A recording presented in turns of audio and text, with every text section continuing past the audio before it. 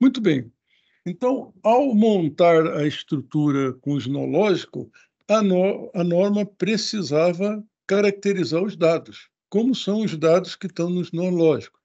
Então, foram feito também o levantamento e foi feito templates também de cada tipo de dado.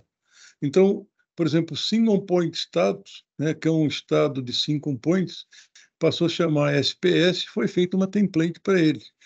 Se ele for double point, quer dizer, single point é representado por duas possibilidades, 0 e 1. O double point é por 2 bits, pode ser 0, 1, 1, 0, 0, 0 e 1, 1. Né?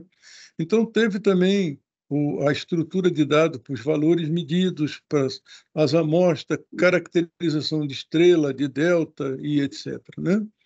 Os dados chamados controláveis, né, também pode ser representado também com single point, com double point, quer dizer, com 1 bit ou com 2 bits.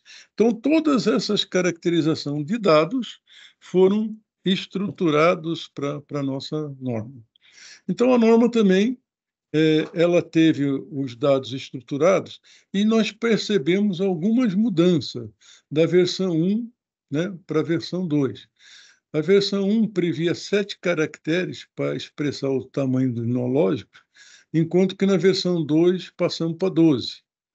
Né? Foram criados também, introduzidas na edição 2, né, algumas classes de dados, por exemplo, INS, INC e ING, que já existiam na UMA, foram agora também, apareceu ENS, INC e ING, que são mais completos do que aqueles que são os enumerated status set e etc.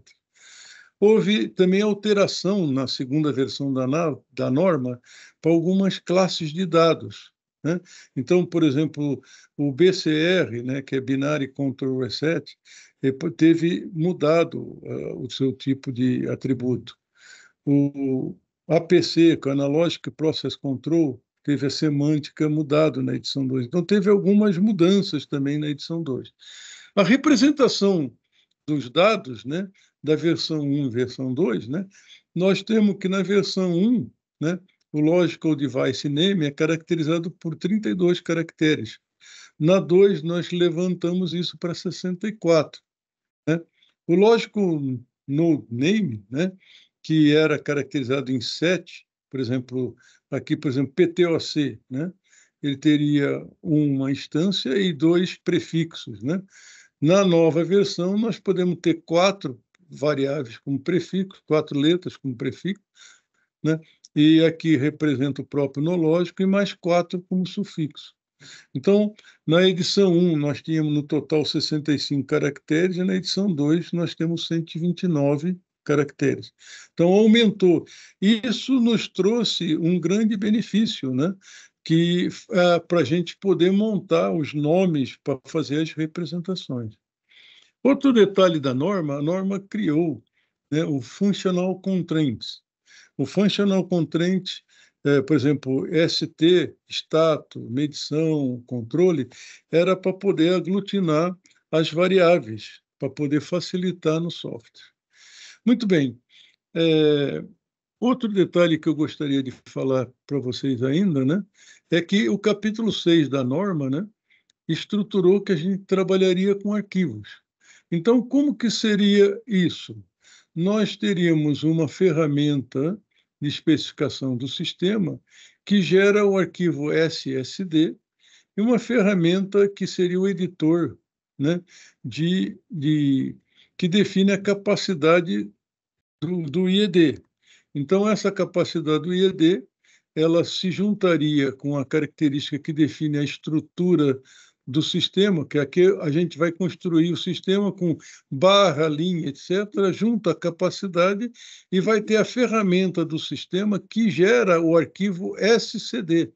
O arquivo SCD tem, então, a representação do diagrama unifilar e quais os nós que aquele IED vai ter que ter.